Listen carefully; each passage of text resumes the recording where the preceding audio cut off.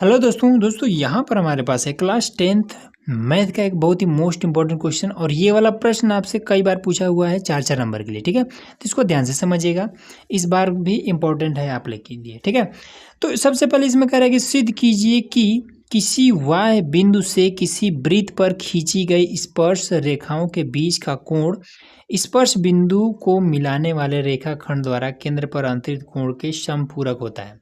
ठीक, सबसे पहले कह रहा है कि एक वृत्त से बाहर कोई बिंदु ले लीजिए, जैसे यहाँ पर हमने बी लिया है। ठीक है, अब इस बिंदु बी से इस वृत्त से होते हुए एक स्पर्श रेखा हमने खींच लिया, यहाँ पर हमने खींच लिया है। तो अब इस स्पर्श रेखा से यहाँ पर एक कोण बन रहा है और यहाँ पर एक कोण बन रहा है, तो ये दोनों कोण मिल करके समपूरक मतलब 180 डिग्री का कोण हो जाता है। ये बात हमें सिद्ध करना है। ठीक है, बात समझ में आ रहा है ना? तो बस इतना ही चीज़ है। तो यहाँ पर हम लिख लेंगे सबसे पहले कि दिया है। ठीक है, दिया है, क्या दिया है कि बिंदु बी एक वाह बिंदु है। ठीक है, बिंदु बी एक वाह बिंदु है। ठीक है, तथा ए बी और ए सी तथा रेखा ए बी और ए सी एक स्पर्श रेखा है, स्पर्श रेखा है। ठीक है, यह इतना चीज हमने कर दिया।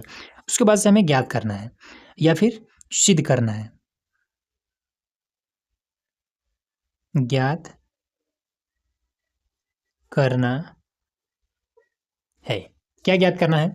तो हमें बताना है कि ये वाला कोण AOC, कोण AOC प्लस में कोण ये वाला ABC, कोण ABC बराबर में 180 डिग्री, ये चीज हमें सिद्ध करना है। ठीक है, यही समपूरक होता है। तो चलिए यहाँ पर लिख लेते हैं उपपत्ति या फिर प्रमाण, कुछ भी आप यहाँ पर डाल सकते हैं हेडिंग। यहाँ से हम शुरू करते हैं। तो देखिए इस प्रश्न में बस एक ही चीज आपको याद रखना है, इसका एक नियम होता है कि ये जो वृत्त होता है, ठीक है, वृत्त में केंद्र से, ठीक है, केंद्र से और जो यहाँ पर ये रेखाएं खींची गई हैं, स्पर्श बिंदु हमारा ये है। ठीक है, ये हमारा स्पर्श बिंदु है।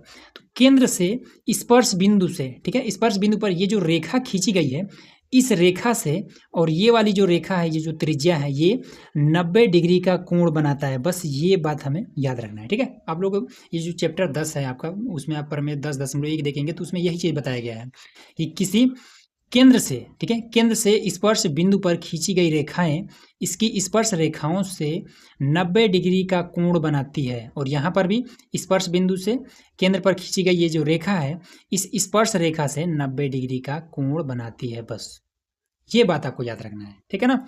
तो अब यहाँ पर देखिए कैसे क्या करेंगे। तो यहाँ पर क्या हो जाएगा, यहाँ पर लिख देंगे कोण ए और कोण सी। कोण ए बराबर में 90 डिग्री और कोण सी बराबर में 90 डिग्री।